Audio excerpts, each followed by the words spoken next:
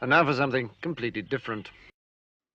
We find ourselves at the end of a crazy year. So I thought we might do a bit of a different kind of video. As the year end approaches and Oscar nominations are just around the corner, I thought it would be fun to rank all of the newly released films I watched in 2025 and discuss a little bit how the year has been. It's been an up and down year for films quality wise. Make sure to stick around until the end if you want to hear some outtakes. Without further ado, let's begin. I am Steve. Full disclosure, I did not actually watch the final version of a Minecraft movie. I watched the leaked version with unfinished VFX, and you might think that's the reason it's so low. But in actual fact, the unfinished VFX made the whole experience far more enjoyable to watch. It was hilarious. But with that aside, a Minecraft movie is a very bad film. You don't need me to say this, the film is near universally mocked, but it is truly so bad.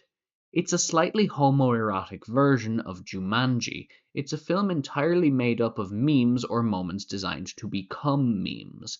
It has Avengers Endgame-like moments of, for lack of a better word, hype, but for things that are so mundane, like a man being named Steve, that it feels like someone is playing a prank on me. The film has musical numbers that are entirely devoted to Jack Black being weird, Jack Black being a last-minute replacement for Matt Berry, who was originally cast as Steve and appears in the film as a cameo. I literally just now remembered that Jennifer Coolidge fucks a villager in this movie. It made nearly $1 billion and sparked one of the most annoying trends of 2025. I guess I just didn't think Minecraft held that much sway anymore. Magic mirror on the wall. Who is the fairest of them all? Another entry on the list of movies you don't need me to tell you are bad, but Snow White is very, very bad. This film's version of the Seven Dwarfs lives in my nightmares. They are so ugly. How is this a real movie? There really isn't much of interest to mention here. The film looks putrid, the songs are bad, Gal Gadot's acting is genuinely some of the worst I've ever seen in a major production, and I cannot stress enough how horrible these dwarves are to look at.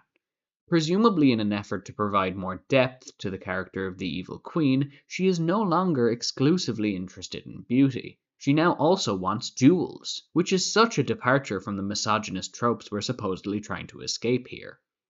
Imagine you are hired to direct a remake of the first ever feature-length animated film, one of the most beautiful films in the Disney catalogue, and you make it look like this. I would die of shame. Rachel Zegler, the star, is the one bright spot in this awful film, giving her all to every scene, but one actress cannot change the course of a film where this much has gone wrong. We share the same world, don't we? This world you would die to save. Look, I already made a whole video about this one. Captain America 4 is the wettest fart of a political thriller, somehow simultaneously lacking the insane perspective of something like Civil War, and also outdoing the apolitical cowardice of a film like The Winter Soldier. It walks this tightrope of saying nothing while looking horrid, having a nigh incomprehensible tone, and utterly failing in any respect to provide anything close to a good experience. I already mentioned in my video the inherent ridiculousness of making a political thriller while aiming for four-quadrant appeal, but it really does bear repeating as this film is nearly artful in how desperately it tries to avoid anything resembling a point.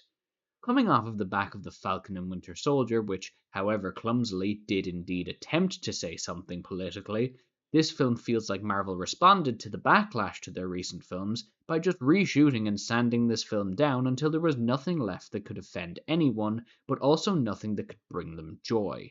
Nostalgia bait for the MCU's first box office bomb doesn't exactly save the movie either, serving to just further entrench it in the mud it has already sunk so far down into. Between this film, Deadpool and Wolverine, and the disappointment that was Daredevil Born Again, I really did begin to wonder if there was ever anything to appreciate in the MCU at all, although, as we'll discuss later, that feeling did not last. Vanessa, I'm a material girl. The first Five Nights at Freddy's was something of a guilty pleasure movie for me. I was a huge fan of the games when I was a child, and so seeing them in the form of a movie, even a bad one, was something strange and wonderful to behold. It's a feeling that I'll admit is not entirely absent from Five Nights at Freddy's 2, but where the first was an interesting novelty and experiment in mascot jump-scare horror as cinema, the second arrives with none of those accommodations. This is a film built entirely on two of the cinematic trends of the 2020s, horror movies about trauma and mindless nostalgia slop.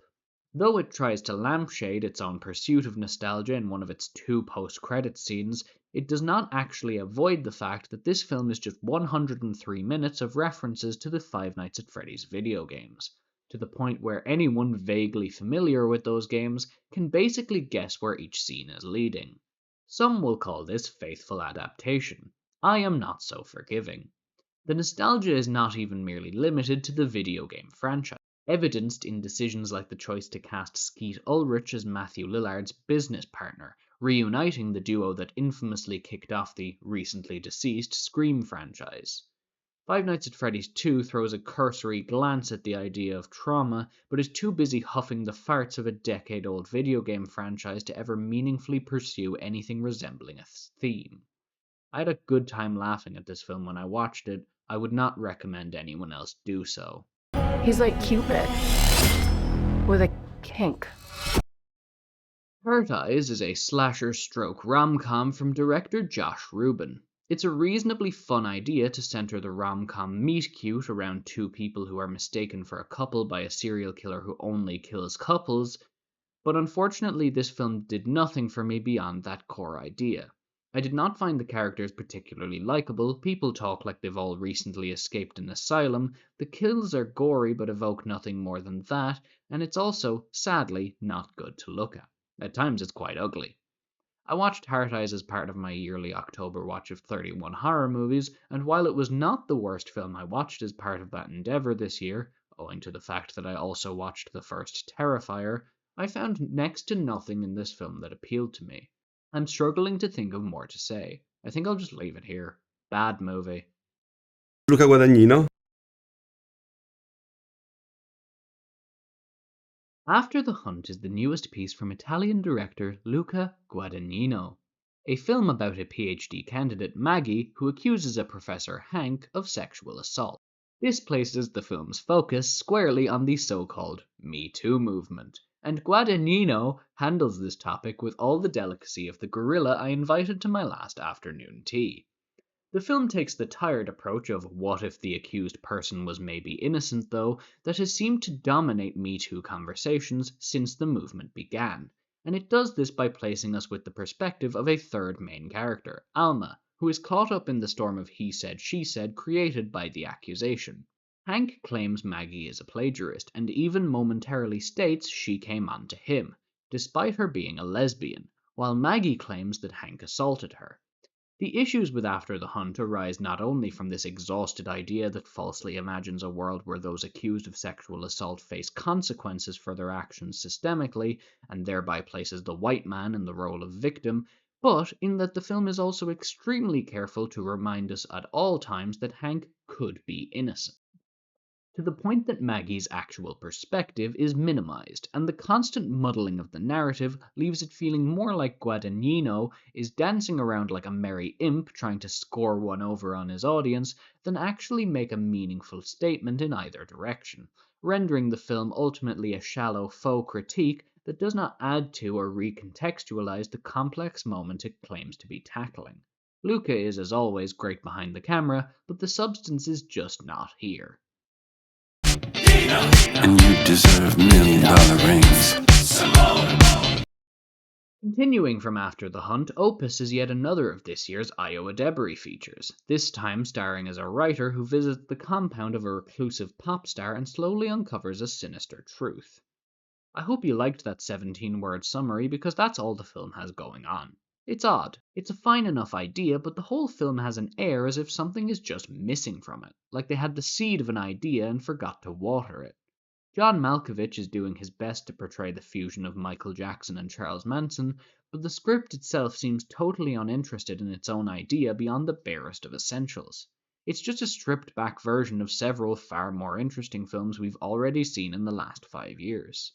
There's a real sense that the cast are doing their best to find something in the script, but there is just so little there that everyone comes up short.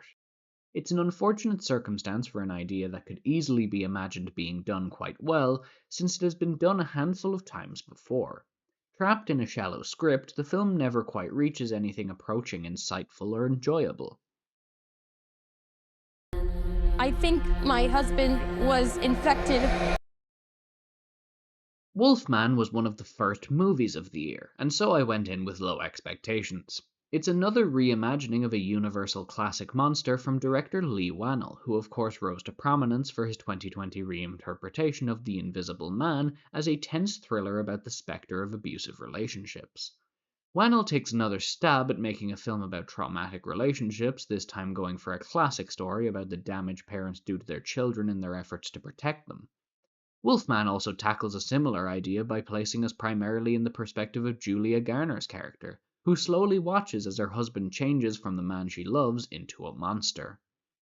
It's probably obvious even just from that brief description how much Wolfman shares with The Invisible Man, and I do suspect that the reason this film is so muddled may be due to an effort to try and make it like Whannell's previous film, but not being able to fill those holes with anything. Whatever the cause, the film does lose itself, and despite some interesting playing with perspective, ultimately fails to find its way again before its end, leaving a simply not very good horror movie in its wake. Christopher Abbott stars here as the titular John Wolfman, and if I had a nickel for every actor who starred in 2024's Kraven the Hunter who, within a month of that film's release, starred in a more feminist take on a horror classic, I'd have 2 nickels. But more on that later. That's my line. Wicked for Good has not left my brain since I saw it, and not in a good way. Every time I think about another aspect of this film, I come away a little bit more dumbfounded. For context, I was reasonably fond of Wicked Part 1, and having never seen the stage show, decided to stay in the dark during the wait for Good, so that my first reaction to this film would be unburdened by expectation. I was not the biggest fan of the first film, it being horrifically ugly to look at and perpetually interrupting itself to do references to a film that came out 85 years prior, but I enjoyed its effective story, great music, and clear, well-performed character arcs, and was interested to see what would come in Act 2. I was shocked. Wicked for Good almost feels like an experiment, abandoning even the most basic principles of storytelling. Glinda and Elphaba, our main characters, do not take action in this film at any point. It is a 2-hour series of things being done to them. There is no development of character arcs at all. Glinda and Elphaba spend 2 hours mournfully singing about the same things again and again.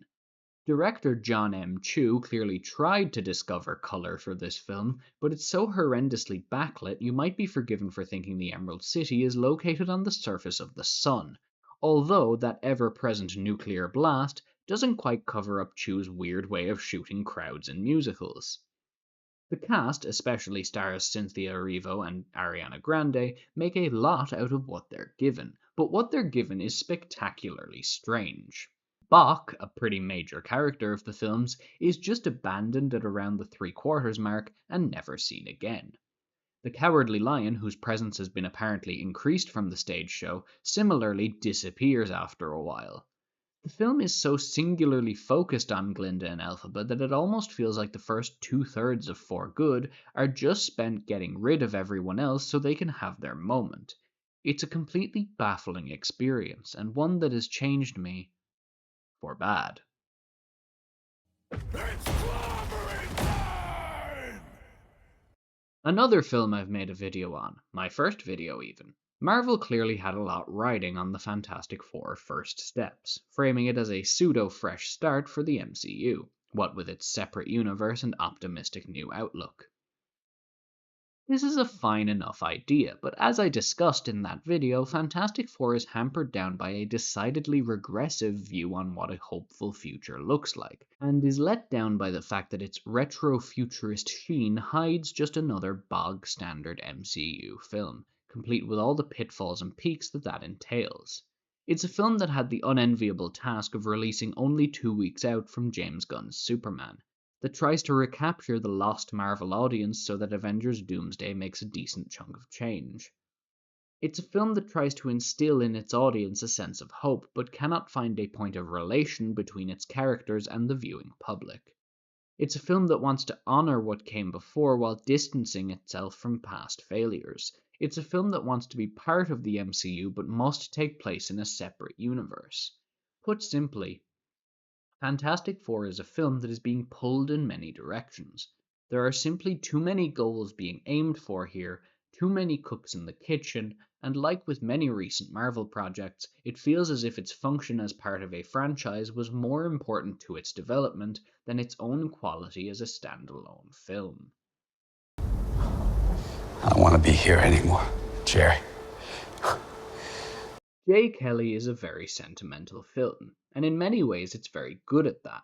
If you go in expecting emotion, it will be a serviceable experience. However, where J. Kelly holds itself back most of all is in the writing for the titular character, played by George Clooney. Clooney plays the lonely old actor extremely well, but many of his lines have this weird self-serious quality that makes them feel less like things a real person would say and more like quotes you'd see on a Pinterest board. When Clooney waxes poetic for the 14th time about his loneliness, you've come to expect it, and it stops feeling poetic or emotional and starts feeling overwrought and melodramatic. Besides this, however, J. Kelly is a compelling film. It's a stylish and well-acted examination of that liminal space we find ourselves in when we're between doing things and we're forced to reflect on our pasts, on the things we regret, on the things we did wrong, on the things that we never did at all. Outside of Clooney, the performances from Adam Sandler and Riley Keough, along with the whole rest of the cast, make this a worthwhile watch, and one that might very well touch you.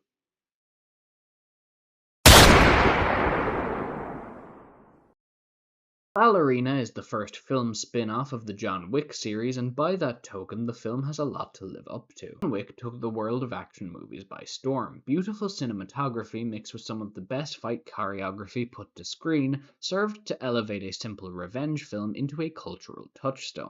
And now this film is given the task of living up to that example. The result is a strange, messy film that completely changes tone after the first act, and quite literally imports the character of John Wick by bus to its third act to get the show back on track. With that said, Ballerina is also some of the most fun I had in a cinema this year. The violence in this film is over the top to the extreme. Ana de Armas finally getting to cash in on the hints of action potential seen in 2021's No Time to Die, deliver what is honestly a just decent performance as the film's main character Eve Macaro, but she also uses ice skates as nunchucks and has a flamethrower duel. And because of this, I have no choice to give my honest appraisal that Ballerina may not be a great movie, but it's a damn good time. I'm not real, but I'm still yours. Companion is a film about the objectification and commodification of women starring Sophie Thatcher and Jack Quaid. The film's initial twist was so obvious from the marketing that one might be forgiven for thinking they'd mistakenly spoiled the whole movie, as so many trailers seem to do nowadays. But it quickly becomes apparent upon watching that the twist is not what Companion is selling itself on. Companion is a horror comedy. Its premise is sold strongly by its cast, and the film is not aiming too much higher than that. Sophie Thatcher has a lot to do as the self-liberating robot girlfriend Iris. Jack Quaid plays the part of butthurt incel boyfriend very well. The film manages to package its violence and its laughs together without too much dissonance, and it has a lot of fun with its ideas, even if it shies away from exploring them with any real depth.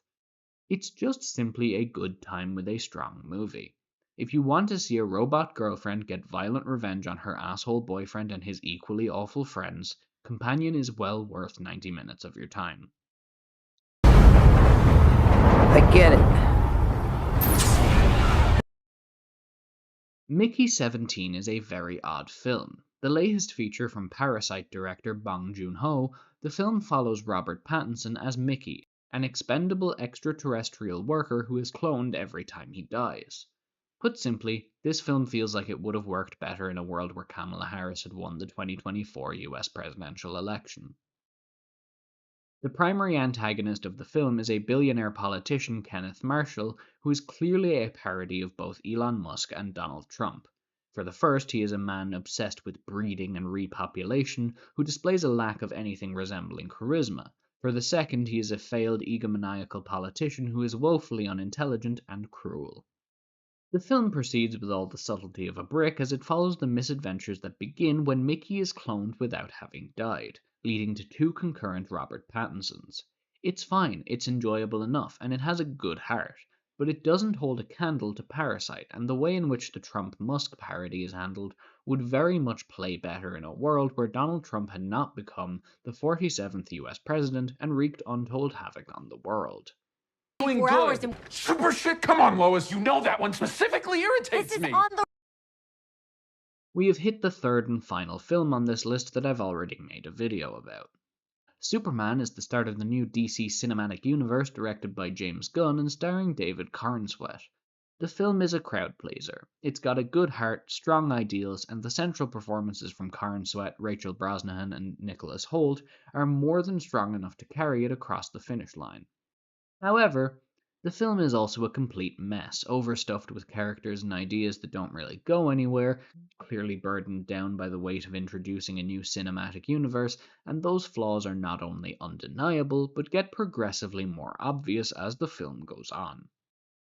It's a film about evil billionaires, about the Russia-Ukraine war, about treatment of immigrants, about the sins of the father, and also a film where Nathan Fillion makes a giant green middle finger to flip off a tank.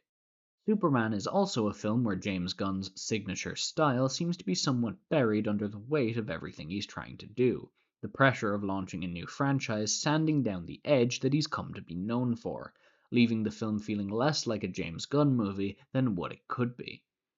Despite these flaws, and they are big ones, Superman is a rollicking good time that is sure to please a crowd and bring some joy to any viewer. Okay, come and get me.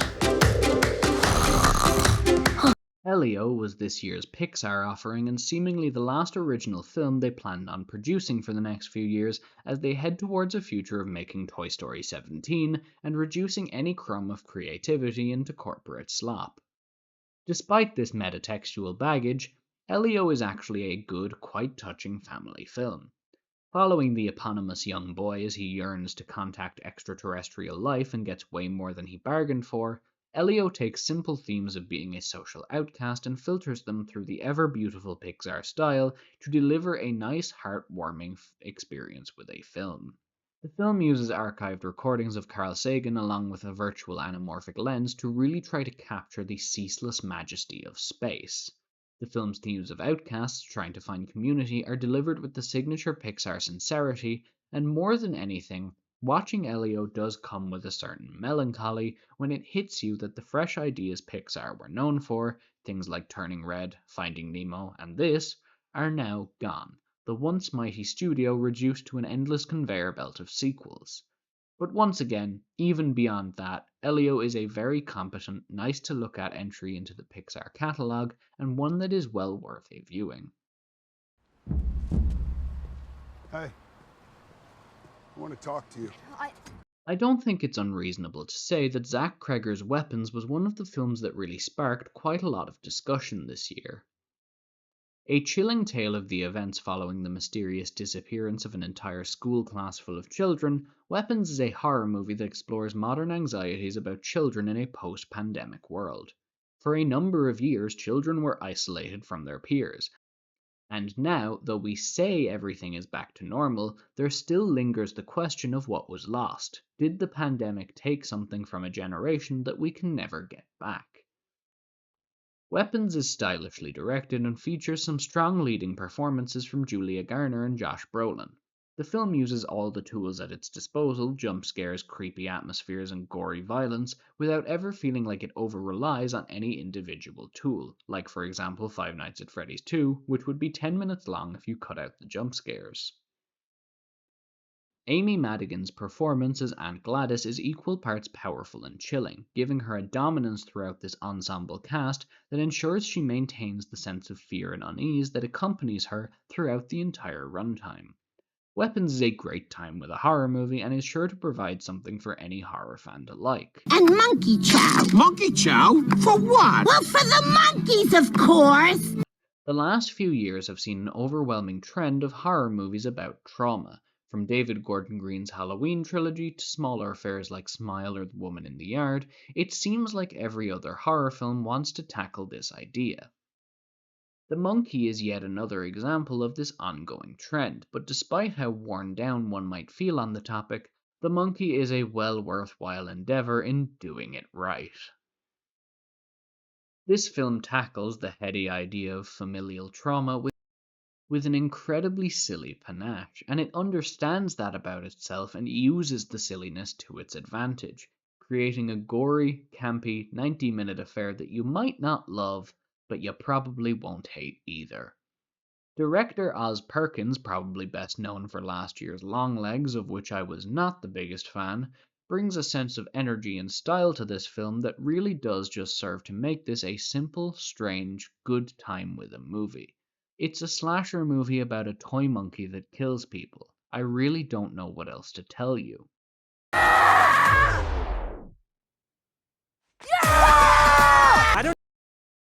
K-pop Demon Hunters has taken the world by storm.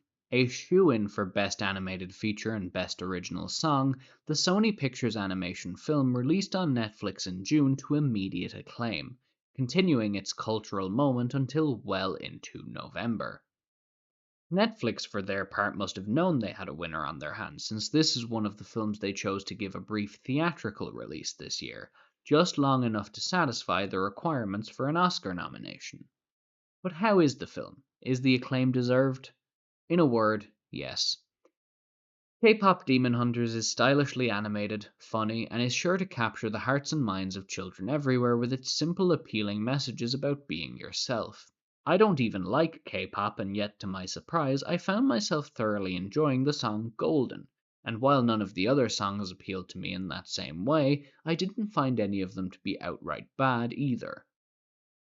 As I said earlier, the film is an easy lock for a Best Animated Feature and Best Original Song win, to the point where I can't really think of any other films that have earned those awards to the same extent. In a world where children's films seem to get more sanitized and less interesting every year, K-pop Demon Hunters is a welcome breath of fresh air that is sure to drive any parent insane from their child's repeated viewings.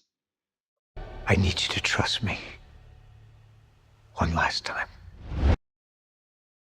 In May of this year, I trusted Tom Cruise one last time.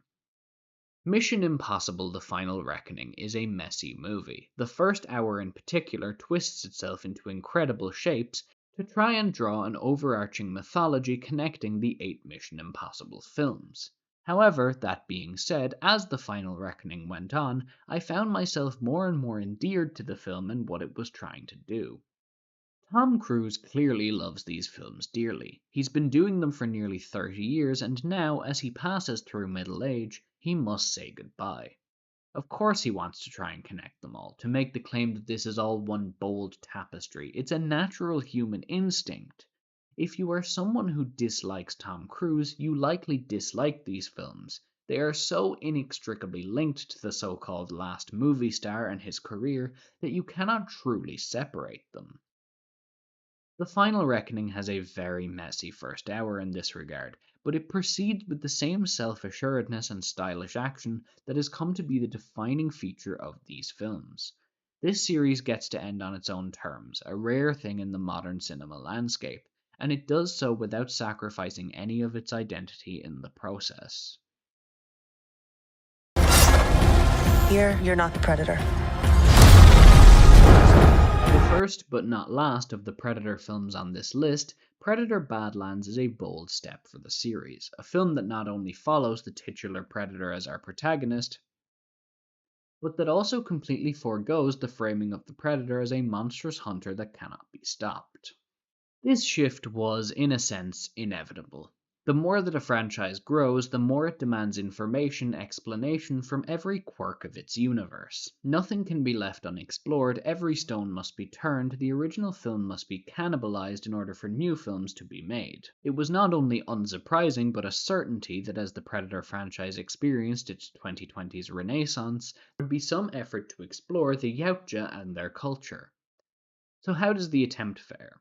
Predator Badlands is a PG-13 buddy action movie that manages to maintain the franchise's identity of violence by making the victims of our beloved Killer of Killers aliens and androids, skirting around rules relating to gore by utilizing the Alien franchise's iconic milky robot blood. Speaking of Alien, Predator Badlands almost feels like a celebration of the divorce.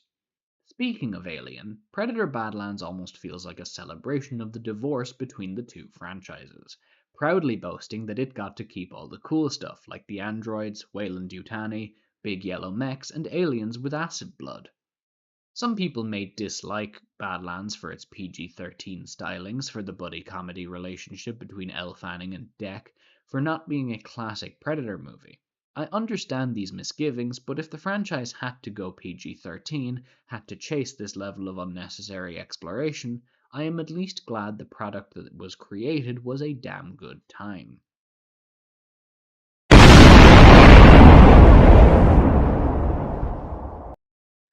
Black Bag is a Steven Soderbergh spy movie about how wonderful it is to be married. The film centers around an intelligence agent played by Cate Blanchett who seems to have betrayed her country, and her husband, Michael Fassbender, who tries to discover the truth. Black Bag is tightly written. Not a single line of its 94-minute runtime is wasted, and the relationship between Blanchett and Fassbender is believable, full of chemistry, and the strong foundation on which the film rests. This is a film essentially about how you can do anything as long as you do it together with a partner who you treat as an equal with love and respect. The film is sleek, devoid of explosions, car chases, or similar spectacle, but no less nice to look at for the lack of it. The cast of characters that surround our protagonist duo are compelling and well acted, their flaws perfectly highlighting by contrast what makes the central relationship of the film so strong. Pierce Brosnan delivers a memorable performance as the head of intelligence, and as an aside, it is very funny to me that both Brosnan and Fassbender are in this, but neither of them are doing Irish accents. Come on lads, have some hometown pride. Black Bag is a low-key viewing experience that is sure to give you some sense of enjoyment whether you come for romance, for thrilling spy antics, or for some combination of the two.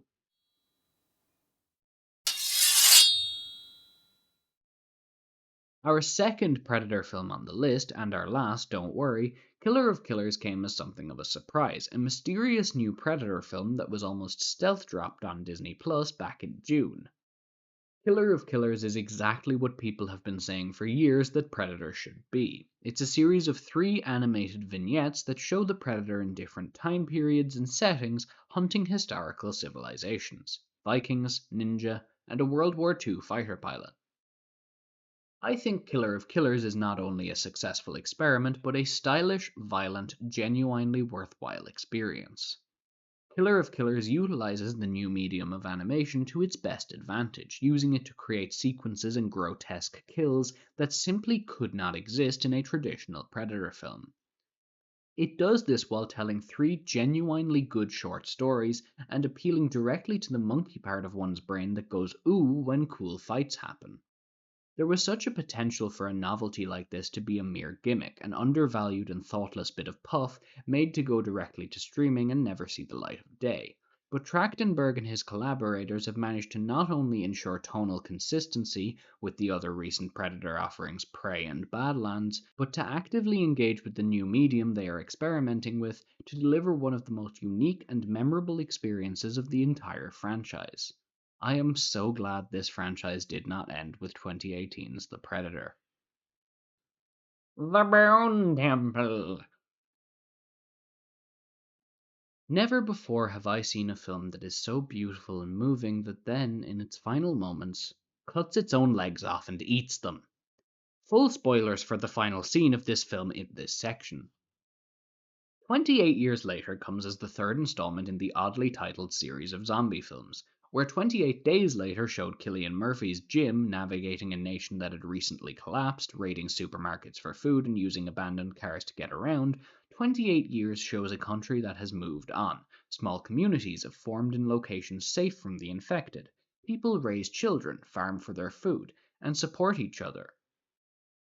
The film uses the new community's lack of modern facilities like doctors and hospitals to explore the concept of death through Rebecca Ferguson's character, a woman dying of extremely advanced cancer, whose son, Spike, ventures out to search for a doctor Ralph finds to cure her. The film proceeds as a slow, moving discussion of death, of inevitability, and of grief, and had it ended one scene earlier, it would most certainly have been near the top of this list. As it stands, the film does not end there. Instead, it ends with Spike journeying on his own and being attacked by infected, before being saved by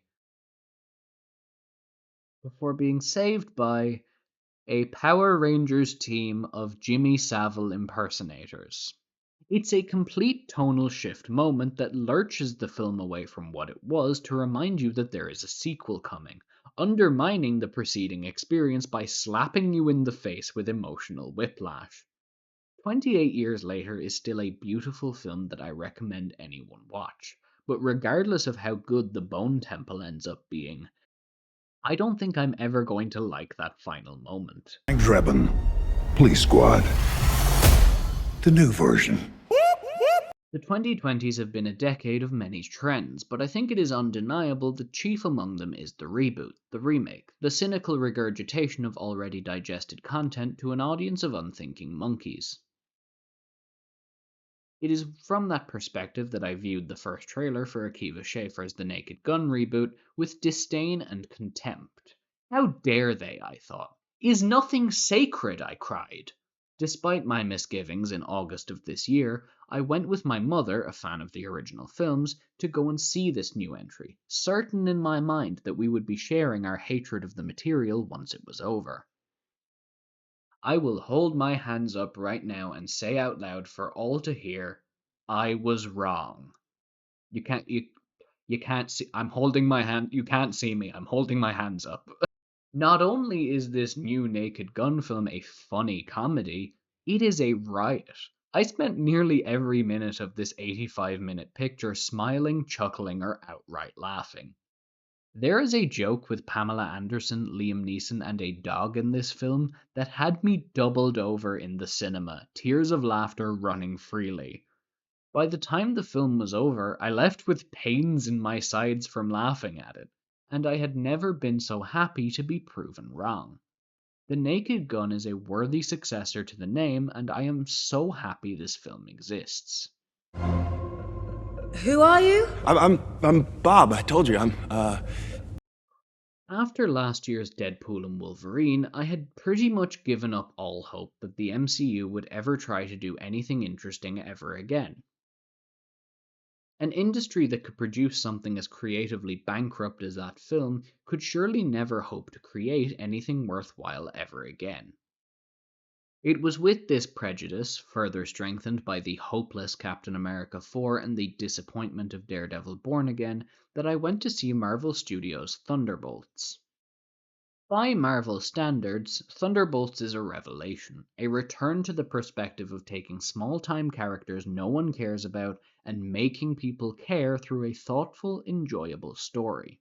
Thunderbolts takes a group of characters that contains people I forgot existed and manages to not only make me care about them, but to tell a genuinely emotional tale about mental health struggles and loneliness. For the first time in years, when the credits rolled on an MCU movie, I found myself excited to see where these characters would be taken next.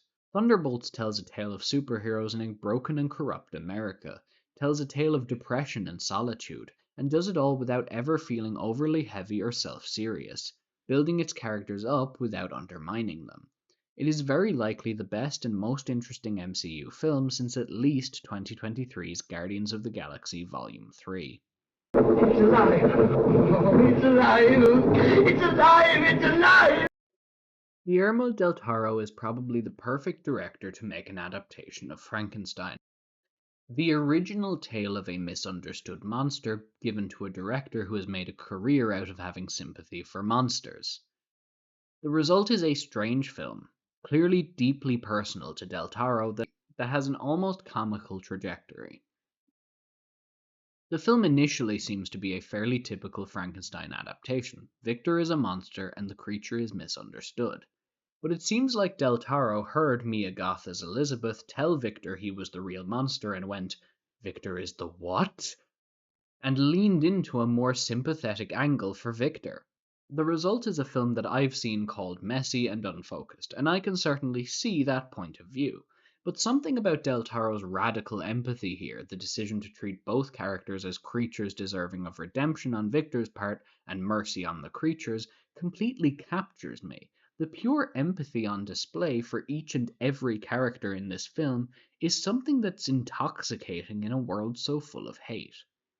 It certainly helps that the film is well acted by all parties, from Elordi's quiet innocence as the creature to Christoph Waltz as the manic benefactor.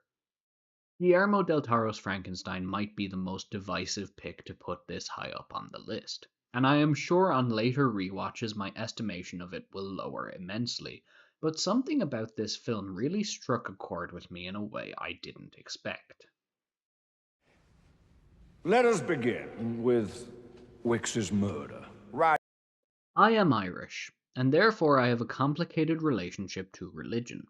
My personal philosophies tend towards the materialist, and so the blind faith of religious people is something completely alien to my mind. But the sense of community that can be built, the support that could be provided were these systems to be run by good, honest people, compels me, despite my knowing better. Being surrounded by Catholicism in my daily life, it's a feeling I deal with often, admiring the ability to do real tangible good that the Church holds, while abhorring their lies, their defense of predators, and their manipulative framings. When I saw Wake Up Dead Man, I felt as if someone had cracked me open and shone a light directly onto that specific conflict. It's a conflict that clearly Rian Johnson has some experience with as well. As a filmmaker, there are clear parallels between the exploration of faith here and the depiction of it in something like The Last Jedi. His penchant for using these Benoit Blanc films to discuss current events is far from absent in this work, progressing from the thinly veiled Elon Musk parody found in Glass Onion onto one of the best depictions of a Donald Trump-like character I've ever seen. Where some films like Mickey 17 lean too hard into the obvious idiocy of the man and thereby fail to acknowledge the real and present danger he poses, Johnson not only understands what makes a figure like Trump compelling to follow, but also understands the ramifications of allowing him to spew his bile without interference. Many laughed when he announced his run for president initially, but that failure of both the public and of his opposition to treat him as a real threat is a large part of what allowed him to cultivate the ardent following he now boasts. Wake Up Dead Man contains stellar performances from each and every one of its ensemble cast, and while this film may have the weakest mystery of the trilogy, it is still a brilliant, gorgeously shot, deeply thought-provoking experience. It is a black omen to journey in poor health. I know. Nosferatu released in 2024, not 2025. Except, here in Ireland, it released on New Year's Day 2025. So fuck you, I'm going with it. Make your own video.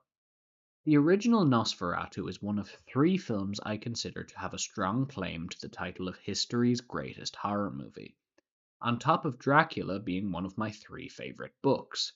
And so going into Eggers' remake, I had high expectations, usually a recipe for a disaster. I needn't have worried though, as what Eggers produced is a more than worthy successor to the title of the original symphony of horror. Eggers' Nosferatu is a divisive film, primarily for its sexual content, but to be frank, if you go to the cinema to see an adaptation of Dracula and expect no sexual component whatsoever, that's on you.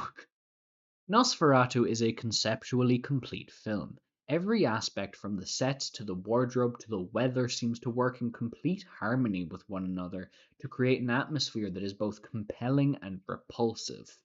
The film is gorgeous in its obscenity, constantly playing with the lines between social laws and primal desires, simultaneously giving a commentary on the effects of grooming, and, in a turn away from the Murnau and Herzog versions, centers Ellen as the primary protagonist rather than Thomas. Lily Rose Depp's performance as Ellen Hutter in Nosferatu is the load-bearing stone that carries the film. She uplifts every single scene of which she is a part, equal parts gothic heroine and something out of The Exorcist. I could and probably will go on about Eggers' Nosferatu another time, but suffice it to say for now that this film is a modern masterstroke, undoubtedly Eggers' best work, and I love it dearly. I've had a few. A few what? A few small beers. I say this at risk of being kicked out of the Cinephile Club for saying this, but before seeing One Battle After Another this October, I had actually never seen a Paul Thomas Anderson film. Not intentionally, it was just a big blind spot for me, and so I went into this film eager to see what all the fuss was about. Needless to say, I was blown away. Never before has a film been more perfectly suited to the moment of its release. One Battle's portrayal of an authoritarian America controlled by white supremacist billionaires reflects reality so well that it serves as a chilling reminder that it was not hard to see America's rightward turn coming. The book One Battle is based on being published in 1990. One Battle is a breathtaking experience, a film that tells a story of forgotten revolutionaries and their attempts to keep the fight going in small ways despite their age, a sort of Dad's Army for the ardent leftist. Starring Leonardo DiCaprio as a fascinating blend of Che Guevara and the Big Lebowski. It's a decidedly dad-core film, from the reminder that every DUI is an act of revolution, down to the DiCaprio character's struggle to adapt to the social norms of modern leftism.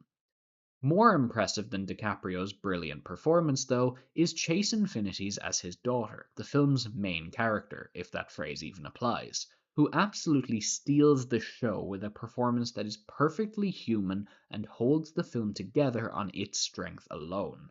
All this without even mentioning Sean Penn, Benicio del Toro, Teyana Taylor, and all of the others who work together to make this film a sublime piece of art, and one that would, in any other year, most assuredly be my choice for the #1 spot.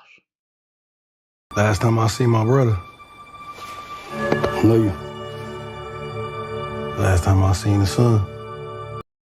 To get this out of the way, Sinners is not the movie of the year. To me, Sinners is the movie of the decade.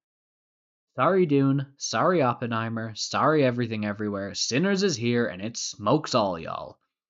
Historically and culturally, there have always been odd parallels between Irish people and African Americans, although obviously the suffering of the colonized Irish people at the hands of the British Empire does not compare to the practice of Atlantic chattel slavery, and Sinners is perhaps the first film I've ever seen that acknowledges that parallel. Sinners is about a pair of identical twins, Smoke and Stack, both played by Michael B. Jordan in a dual performance that is so good it makes me wonder if acting is over now, who return to Mississippi to set up a juke joint with the help of their musical cousin Sammy. Sinners is a film that explores what it means to culturally assimilate, the dangers of losing one's own identity and culture to integrate into a wider, naive collective. Remick, the Irish vampire who attempts to win Sammy over, promises the shared knowledge of the stories of all the cultures of all the vampires who have been turned, promises that racism does not matter to vampires. But this bargain is transparently Faustian. In particular, the sharing of knowledge through the vampiric hive mind brings to mind director Ryan Coogler's career, having spent the last 7 years doing the Black Panther films for Marvel Studios, giving them his talent and his cultural perspective in exchange for access to their stories, their vault of intellectual property. An obvious parallel to Remick's promise. However, Remick's promise also evokes the naivety of white approaches to cultural integration. Remick's solution to racism, to discrimination, is to turn everyone, black people and Klansmen alike, and imagining the bigotry will just disappear, not understanding that in order to ensure harmony in communities, intolerance must never be tolerated. I focus on this one scene, not even a scene, this one line from Remick for a simple reason. Sinners is a goldmine for analysis. A truly, purely perfect film where no scene lacks meaning, no character lacks depth, and every frame is a painting I want in my house. If I didn't stop myself, I'd go on. I'd discuss Hailee Steinfeld's Mary and the fascinating liminal space she occupies as a mixed-race person, the first to be turned by the vampires. I'd discuss Remek's possible origins and Irish history. I'd talk about Delroy Lindo's character Delta Slim. I'd talk about the discussion of religion. I'd go on about the incredibly compelling Chinese couple and the space they occupy in the South of the 1930s. I'd wax about the Irish dancing, the use of music. I would talk for hours about that one scene that stole my breath and lifted my soul out of my body. If you've seen the film, you'll know which scene I mean. The greatest recommendation I could ever give for Sinners is this. The film starts with horseback Choctaw vampire hunters, and that isn't even the 10th coolest thing that happens in the runtime. Sinners is a perfect film, my favourite film of the year, and it is not a close race. Well, you made it to the end of that marathon. Congratulations on sticking it out. Unless you skipped here, I don't know why you'd do that. Maybe you love conclusions? 2025 was an insane year in every respect, politically, culturally, religiously, and I think that it's clear to see from the year's offerings that insanity bled down into the films we saw released. The year saw an intense focus on megalomaniacal billionaires in Superman, Mickey 17, The Naked Gun, and an even more intense focus on charismatic authoritarians and corrupt politics in Mickey 17 again, Wake Up Dead Man, Thunderbolts, Wicked, etc., which clearly bled in from the real-world struggles with the rise of fascism and the perceived failures of liberal democratic systems. It was a good year, but to be frank, I would have considered it a good year if the only movie that had been released was Sinners, which I hope wins quite a lot of awards this awards season, but I suspect One Battle may prove to be more of a winner. Not that that's a bad thing, One Battle is a superb film. This year we also saw the fall and rise of superhero movies, from beginning the year with Captain America 4 and going on to see films like Superman and Thunderbolts. It's also been a year of saddening news, like the acquisition of Warner Brothers by either Netflix or Paramount, another chapter in the ongoing monopolization of film, and the loss of industry legends like David Lynch. Looking back at the year now, though, I'd say that the chief way I feel is hopeful. The big studios may be going down the shitter, but independent cinema continues to grow. Even in the big studios, there appears to be more of a shift towards allowing artists like James Gunn, Dan Trachtenberg, and Guillermo del Toro do their thing without too much interference. Okay, not really at Disney, but the other ones.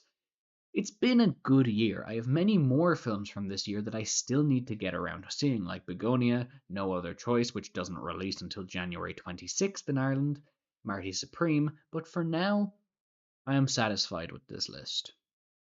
I hope to see you next year. Subscribe, all that jazz, and now for the outtakes. After the Hunt is the newest piece from Italian director Luca Guadagnino. After the Hunt is the newest piece from Italian director Luca Guadagnino. After the Hunt is the newest piece from Italian director Luca Guadagnino. No. Guadagnino. No. Why do it?